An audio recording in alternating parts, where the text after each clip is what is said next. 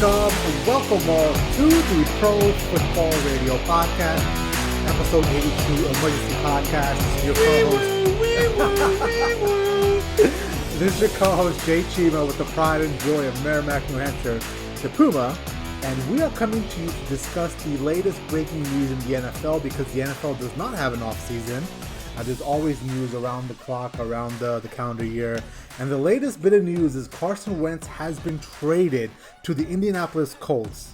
Looks like in return, the Indianapolis Colts are going to be sending a 2021 second rounder and I believe a 2022 second rounder, third rounder this year, right? Yep, so it's a third rounder this year and a 2022 conditional second round pick where if Carson Wentz plays 75% of the games or play 70% and the Colts make the playoffs, that second round pick could become a first round pick. Okay. So essentially a third and a second right now, but it could eventually become a third and a first, right? Yep. Exactly. And when I first saw those terms, my first immediate thought process was like, wow, the Philadelphia Eagles got hosed. The Indianapolis Colts made out like bandits here. Even if it is a third and a first for a really good performing quarterback, that's fine. But the way it sits a third and a second, I think the Colts, essentially made out like bandits here. What's your thoughts on that? I think so too, and I mean, I've been saying it, the last couple of weeks. Like, all the Colts have to do is play it cool. Like, they don't have to rush to overpay. They are in the driver's seat, and Albert Breer confirmed as much later on this afternoon after the trade went down when he reported for Sports Illustrated that the Bears were never even really in contention for getting Carson Wentz. They just did their due diligence, but really the leader in the clubhouse the entire time was the Indianapolis Colts. And I think the Colts made out like bandits as well, too. They don't have to pay the majority of his contract because a lot of it was in the signing bonus when the pen was put to paper last year between Wentz and the Eagles. The Eagles have the highest dead cap hit history, dead cap hit for a single player in NFL history at this point. And what was it, like $33.5 million just to get him off their books? The Eagles will carry a $33.8 million dead cap charge for Carson Wentz in 2021, which is essentially, like you said, the largest dead cap charge in NFL history. The previous record would have been the $22 million the Rams will give this year for Jared Goff. Yep. And I think this is kind of the spot where if Carson Wentz can't resurrect his career with Frank Reich, then at this point, it might as well be a wrap. Like, he kind of had a bad rap going out of Philadelphia. There was an article by the Philadelphia Inquirer about how he wasn't coachable. There was some locker room issues. He wouldn't take any accountability for things. He may or may not have checked out of plays just despite, Doug Peterson at the time. But I think the Colts win. They part ways with a third rounder, a second round pick, and given Carson Wentz's injury history, it's not really a guarantee that he could play 70% of the game. So it could just be a second round pick that they get that they have to send over next year as well too. So I like what the Colts did here. Yeah, it seemed like the Colts were really the only driving factors in this trade, right? I mean, I do believe that the Bears were thrown out there as a ploy by the Eagles just to kind of ramp up demand for Carson Wentz that really wasn't there. On top of that, we all laughed when the Eagles said they wanted some sort of Matthew Stafford-esque package, right? So, I mean... So and it goes to show you the Colts stood fast in their beliefs. They didn't overpay. They didn't overreact. Chris Ballard, I think, is one of the best GMs in the NFL right now, and he held his cool. He called their bluff, and he waited it out because there was this groundswell around the Super Bowl weekend. It's going to happen any minute. It's going to happen any minute. And some reports came out a couple of days later when it didn't happen. Everybody kind of stepped back for a second, cooled their heads, and decided to take a fresh look at the negotiations. Yep. And I mean, Jay, like you were pretty much right on the timeline. We were just off by a few days. Like, we knew it was going to be going down somewhere around this week. We just thought it was going to be right before we recorded our episode on Tuesday. But I mean, no, this just seemed the writing was on the wall, and we said it last week and in this week's episode as well too, that the Eagles boxed themselves into a corner where they had to make this deal. There was just so much nonsense out there in the beginning leading up to Super Bowl week where they're like, well, we're not going to trade Carson Wentz, but we're not going to like not pick up the phone if somebody's making overtures for him. And at that point, like the fox is guarding the hen house. It's just a matter of time. And I think for all parties involved, especially for Carson Wentz, like this is probably the best case scenario for him. And the Eagles, Jeffrey Lurie and company, they are no different than Jimmy Haslam, in my opinion. They just signed Wentz to this massive albatross of a contract. They have a bunch of old, aging players that are, going to be salary cap, casualties as well, too. Like, they're not really going to have a whole lot of money to make any moves in free agency. And news came out today that the salary cap is not as low as everyone thought it was going to be. It's only going to be $180 million, but it's not like the sky is falling scenario where it could have been 160, 150 million worst case scenario. Well, I mean, they're really in a bind. Was that 180? Wasn't that just like the essentially the lowest they would be, because they're still trying to figure out with their final numbers throughout the season? It could be higher, right? So apparently the NFL right now is going through a process where it's auditing all its books, it's doing the final tabulations on the incomes coming in throughout the year, and then if that number is favorable at the throughout all the calculations, that 180 could be higher.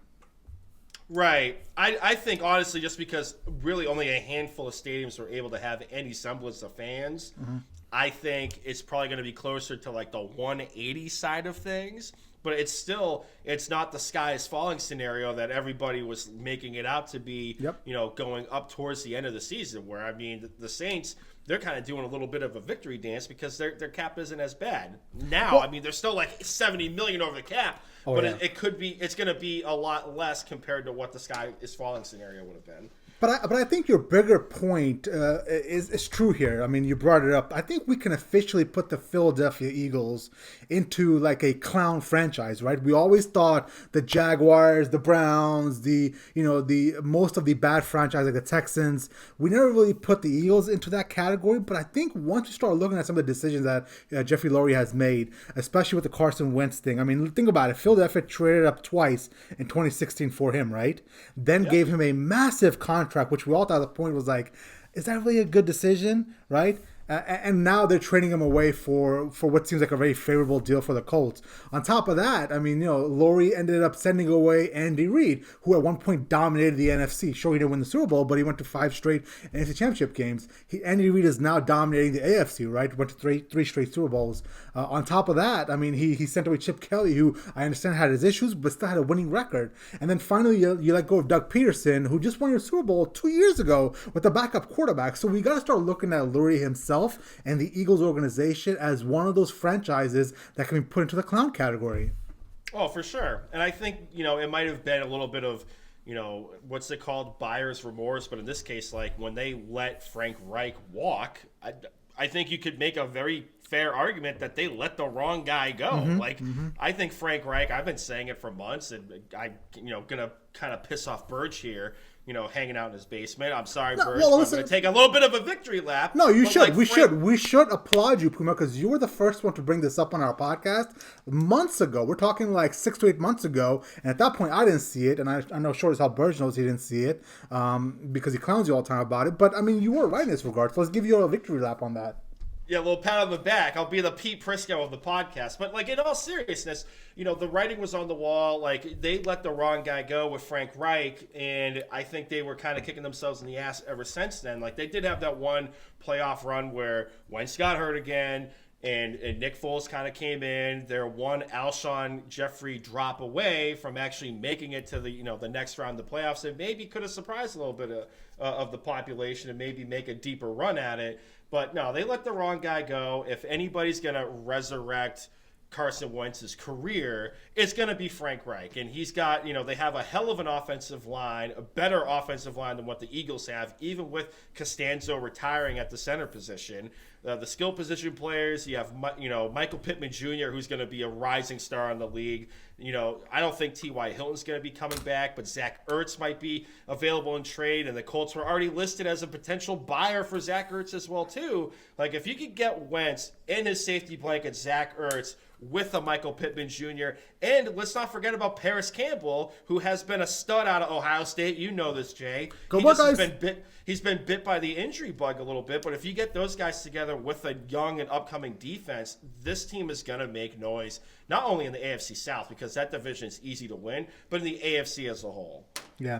And I think, looking forward to the Colts' outlook on this, I do believe it's going to come down to 3 teams in the AFC for the AFC Championship game. It's going to come down to the Bills, the Colts, if Carson Wentz can regain his 2017 form, and the Chiefs are always going to be there, right? It could be Bills versus Colts. It could be Chiefs versus Bills. It could be Chiefs, Colts. I don't have that all figured out. Those three teams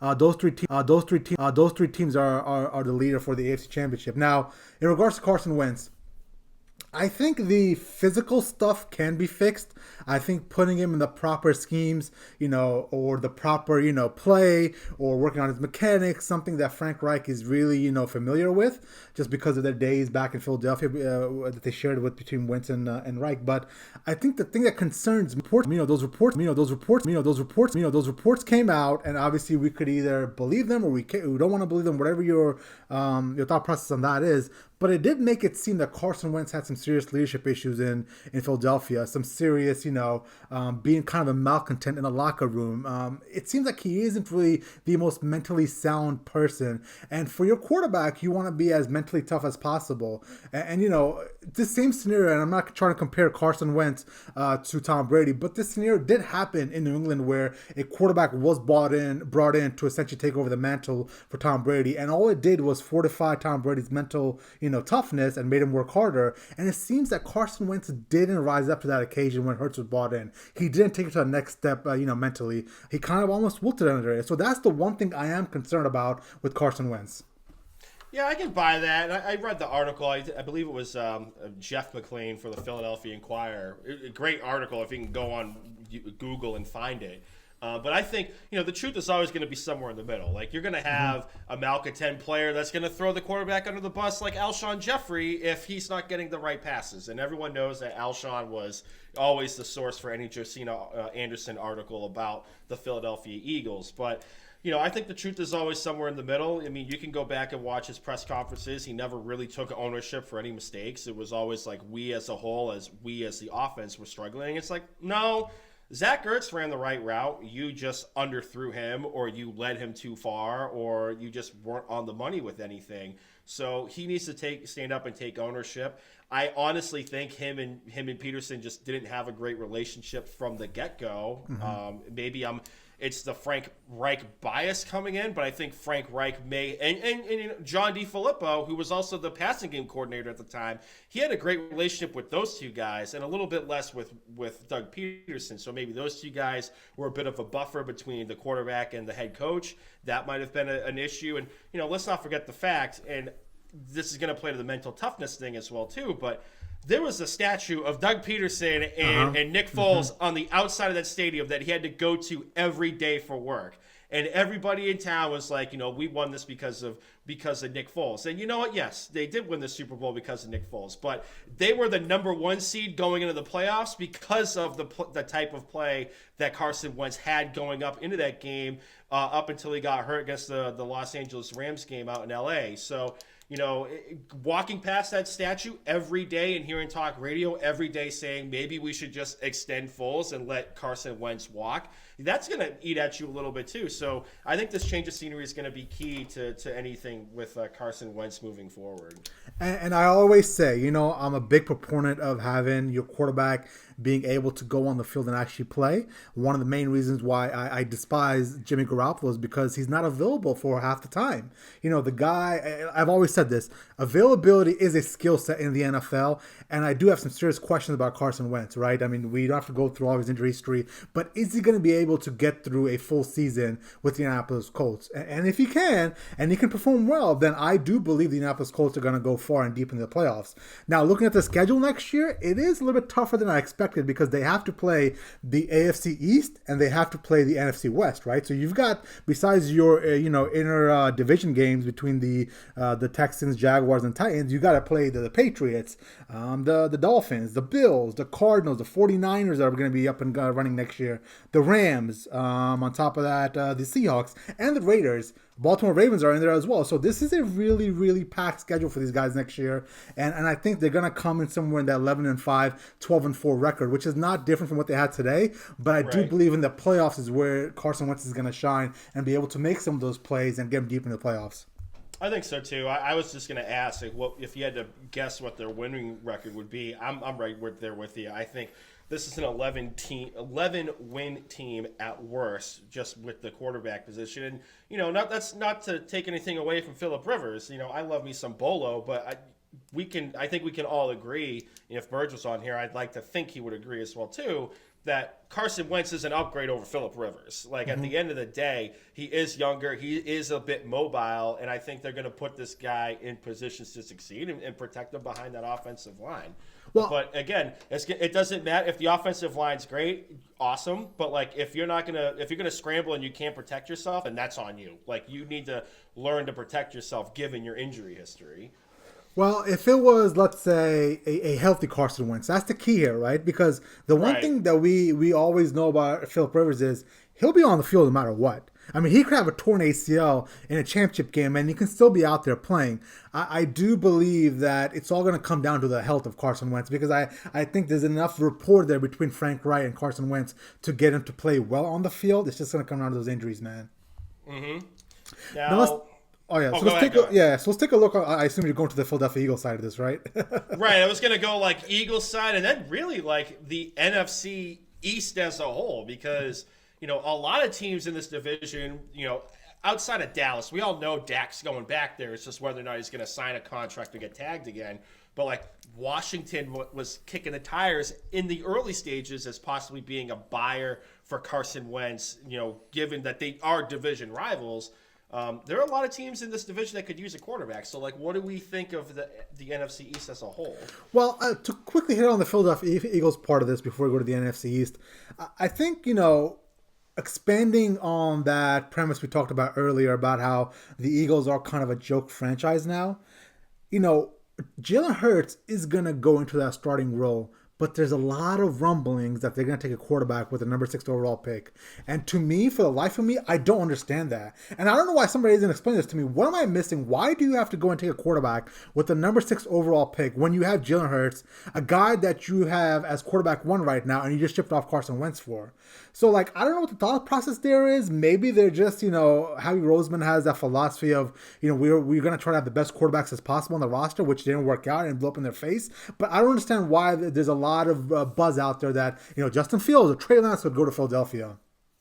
Right. And, this also might be just GM speak as well, too. Like, they might be trying to drive the market for a team to trade up and be like, hey, we need to get a quarterback. Like, if, let's say Zach Wilson falls. Like, he falls past the Jets. I don't think he's going to be taken that high, but some mocks have him going as the second quarterback off the board ahead of Justin Fields. But let's say Zach Wilson falls, for example. Like, they might be trying to drive the market for a team to come up and take them. I honestly don't think they're going to take a quarterback at 6. There's been also reports today, I think it was Adam Schefter that put this out there, that they might try to bring in competition to compete for the starting job with Jalen Hurts, which to me is asinine. Like, just drafting him last year is the reason why you're on this course right now. Like, who are you going to bring in? Like, Gardner Minshew to have a quarterback competition with Jalen Hurts or Jeff Driscoll? Or, like, what other quarterbacks out there? Like, Jameis Winston is more than likely going to re-sign with the Saints.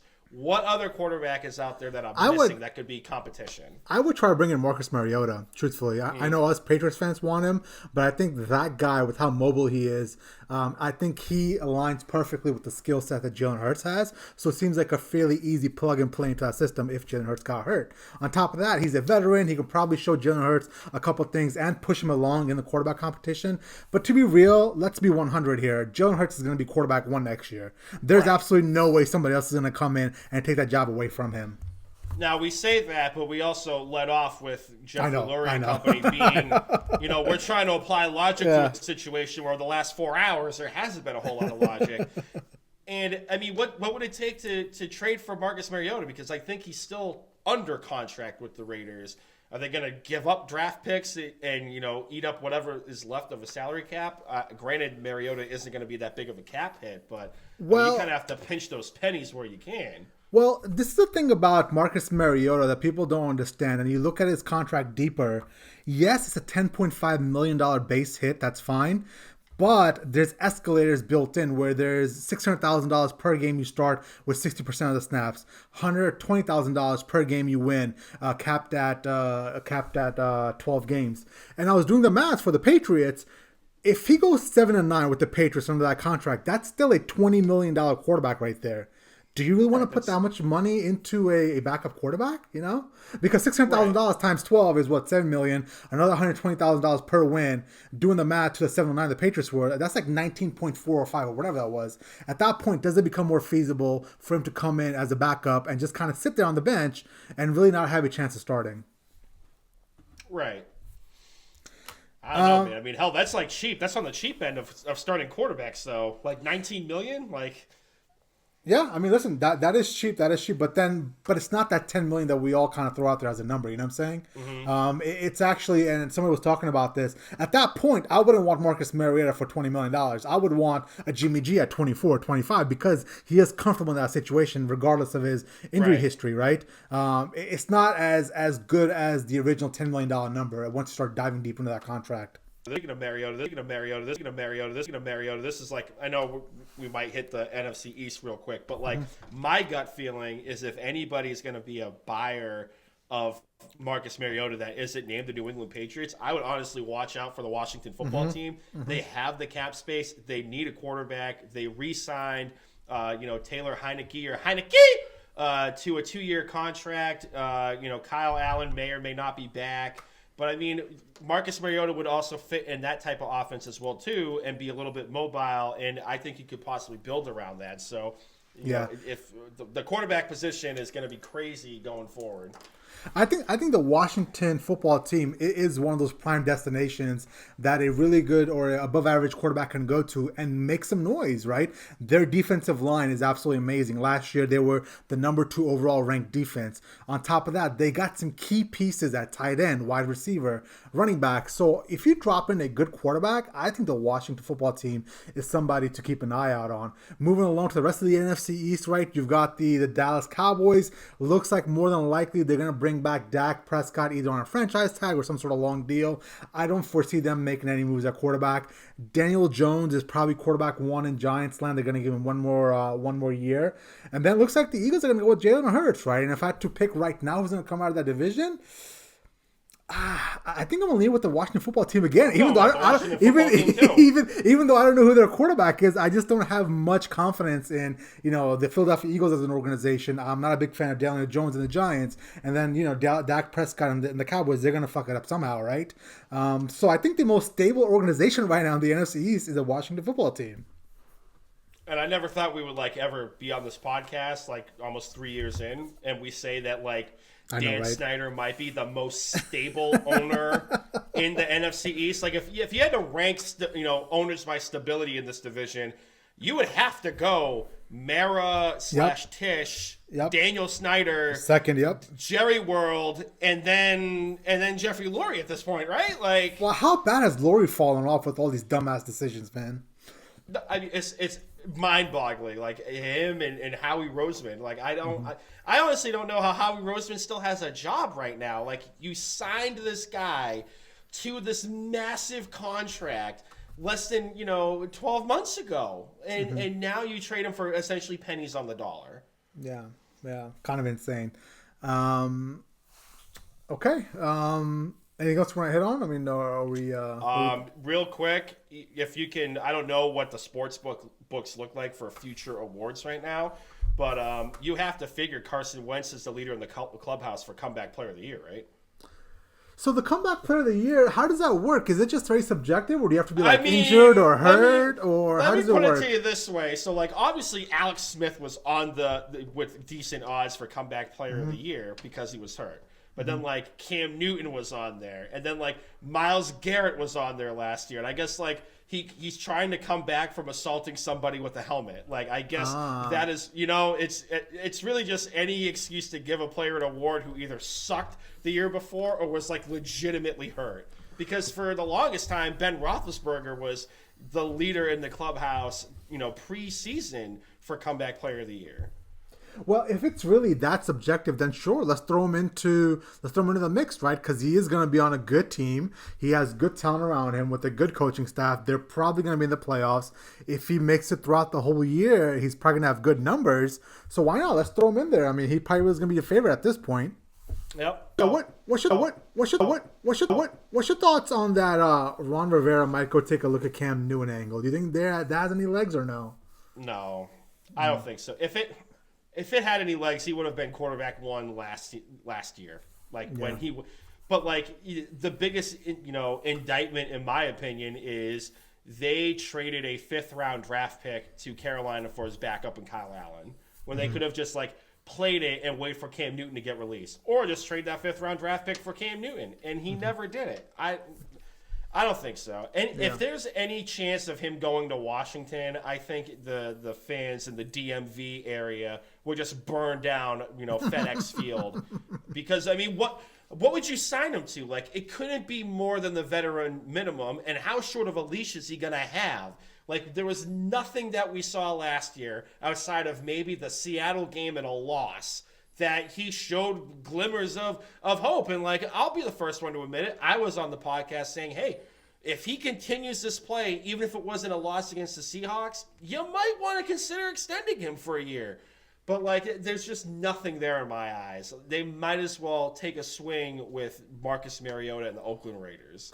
Yeah, I think we might have, unfortunately, seen the last of Cam Newton as a starting quarterback in the NFL, unless for some reason Bill Belichick can't bring anybody in and Cam Newton is our quarterback next year. And if that's the case, then that's just an abject failure all the way around for the Patriots and Bill Belichick. But I think you're right. I think the time has set for Cam Newton to be a quarterback in the NFL. Maybe if his pride will allow it, he might go be a backup somewhere. I think he'd be a great quarterback too for somebody, but I don't think his pride will allow him to go be a backup for somebody.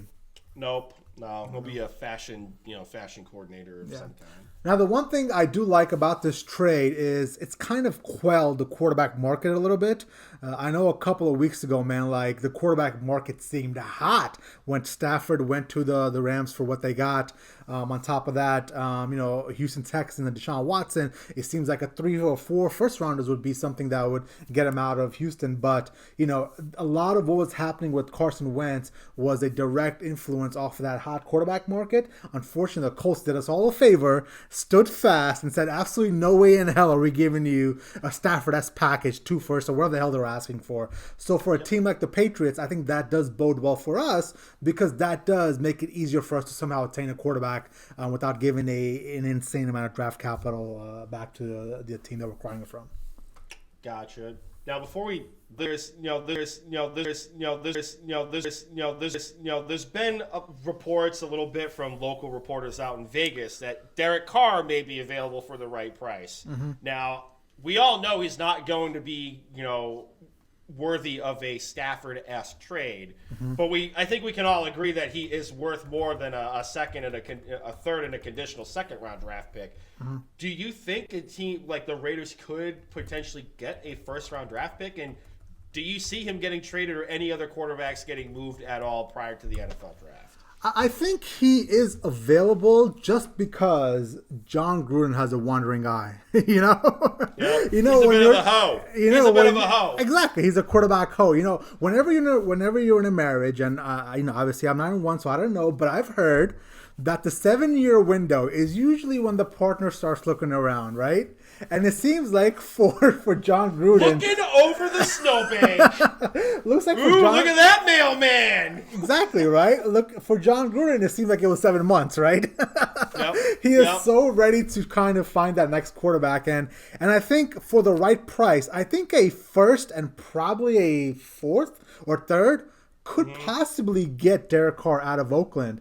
Now, does somebody want to pay that? On top of that, what's his contract look like? I believe his current contract is a 5-year, $125 million contract with the Raiders, including 12.5 in signing bonuses and 70.2 in guaranteed. Average annual salary of $25 million. So that's kind of in line with what the starting quarterback is paid in the NFL these days. So if somebody is desperate enough, and if I'm the Washington football team, I would make that call and see if Derek Carr is available. Yep, I think so too. Because like I said, go ahead. Oh, go ahead, go for it. Because like I said, I think the Washington football team is one good quarterback away from making a deep NFC run, man.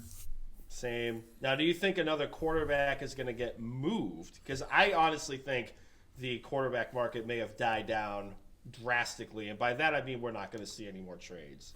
I think we'll see a couple more trades because there's still teams that need quarterbacks, right? Teams that are not going to be in position in the draft to take a quarterback. So I do believe the Patriots of the world will be able to swing another deal or so. But I'm not going to go out there and say it's going to be like those 18 moves that Adam Schefter predicted, which I don't understand how he comes up with that number. That's a lot of turnover for the quarterback position. Maybe it's just a piece to drum up clicks and likes or whatever it is, right? He's got to justify his salary somehow. It's not just by typing tweets on Twitter. Hell, yes. If that's the case, I ought to get paid.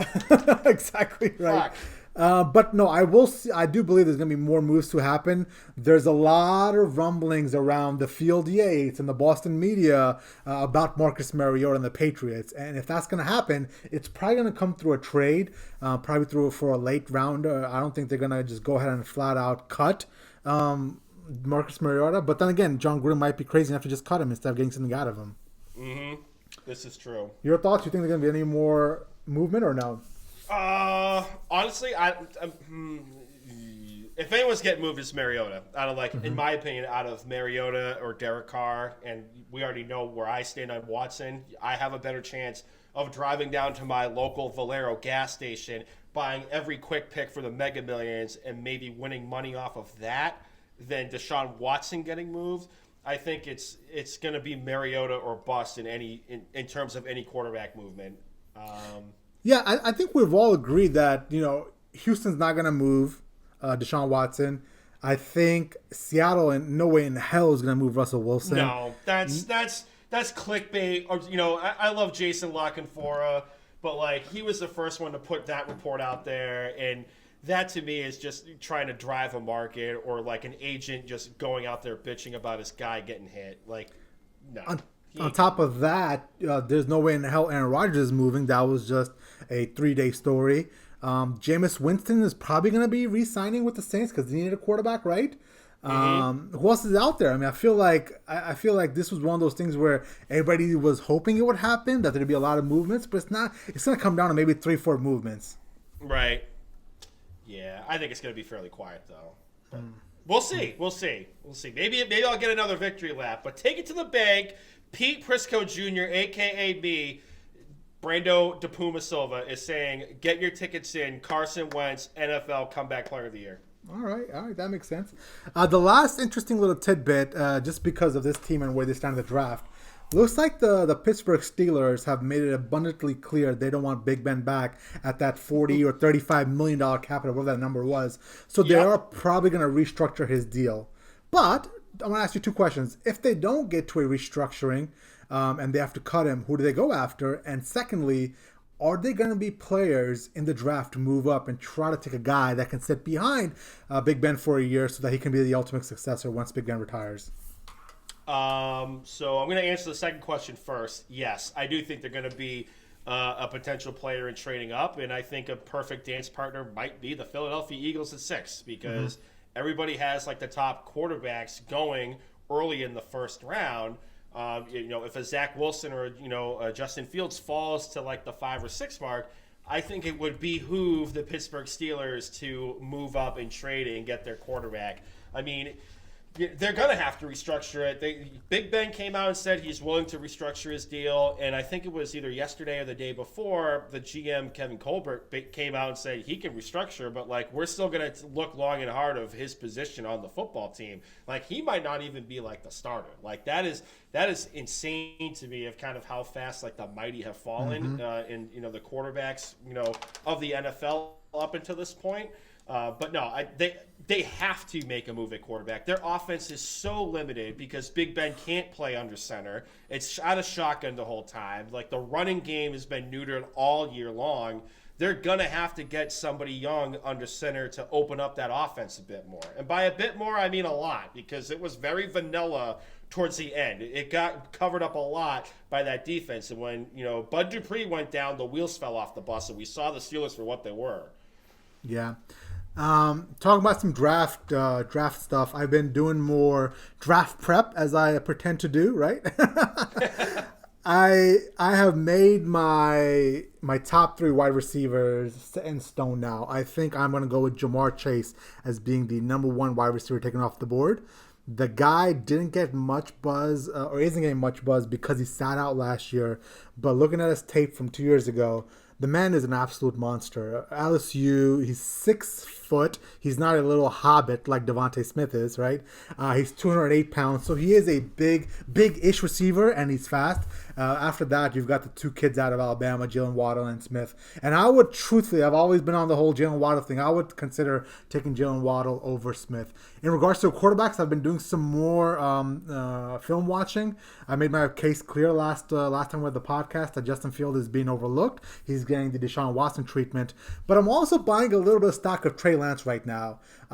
We haven't seen much of him just because this year they only played 1 game because of the whole COVID thing. But out of all the quarterbacks, I think he's the most athletic. I mean, he is a big-bodied kid. He's like 6'4", 6'5", 230 pounds, and he can move. He can move like no other. He runs really, really fast. So I've said it before. I'll say it one more time, just to guys give you a quick update on where I stand with the quarterbacks.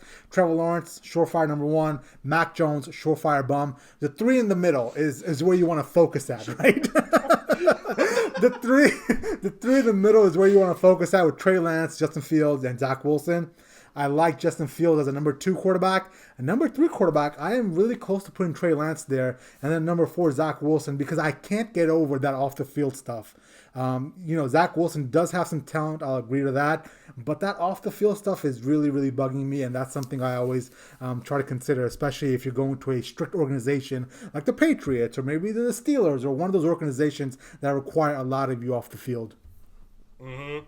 I was just looking at the draft order here, and I mean, real quick, you got Jacksonville 1, Jets 2, Miami Dolphins at 3 via Houston, Falcons 4, Cincinnati 5, Eagles 6, and then at 8 you have the Carolina Panthers. Now, just to get for the Steelers' sake, Pittsburgh's picking at 24. Like, you have really in the top 8 maybe 2 teams that are potentially taking a quarterback that aren't named Jacksonville or the Jets.